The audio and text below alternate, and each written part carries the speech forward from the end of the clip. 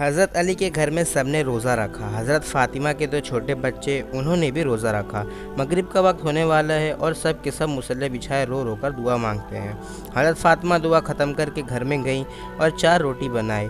اس سے زیادہ اناج گھر میں نہیں ہے۔ پہلی روٹی اپنے شوہر علی کے سامنے رکھ دی، دوسری روٹی اپنے بڑے بیٹے حسن کے سامنے، تیسری روٹی اپنے چھوٹے بچے حسین کے سامنے اور چوتھی روٹی اپنے سامنے رکھ لی۔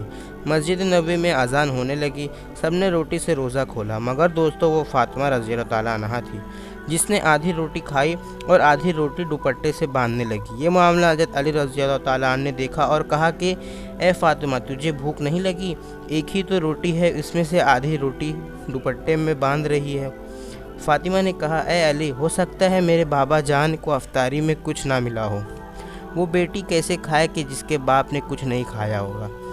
فاطمہ دوپٹے میں روٹی باندھ کر چلی پڑی۔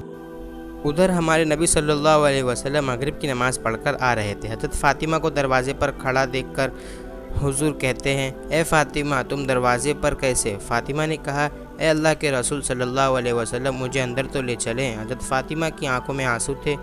کہا جب افطار کی روٹی کھائی تو آپ کی یاد آ گئی کہ شاید آپ نے کھایا نہ ہو، اس لیے آدھی روٹی دوپٹے سے باندھ کر لے آئے۔ روٹی دیکھ کر ہمارے نبی صلی اللہ علیہ وسلم کی آنکھوں میں آنسو آ گئے اور کہا اے فاطمہ، اچھا کیا جو روٹی لے آئی، ورنہ چوتھی رات بھی تیرے بابا کی اس حالت میں نکل جاتی۔ دونوں ایک دوسرے کو دیکھ کر رونے لگتے ہیں۔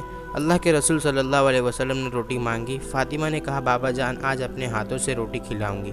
پھر اپنے ہاتھ سے کھلانے لگی۔ روٹی ختم ہو گئی اور حضرت فاطمہ رونے لگتی ہیں۔ حضور صلی اللہ علیہ وسلم نے دیکھا اور کہا کہ فاطمہ آپ کیوں روتی ہو؟ کہا ابا جان، کل کیا ہوگا؟ کل کون کھلانے آئے گا؟ کل کیا میرے گھر میں چولہا جلے گا؟ نبی صلی اللہ علیہ وسلم نے اپنا پیارا ہاتھ فاطمہ کے سر پر رکھا اور کہا کہ اے فاطمہ، تو بھی صبر کر لے اور میں بھی صبر کرتا ہوں۔ ہمارے صبر سے اللہ امت کے گنہگاروں کو گناہ معاف کرے گا۔ اللہ اکبر۔ یہ ہوتی ہے محبت جو ہمارے نبی کو ہم سے تھی۔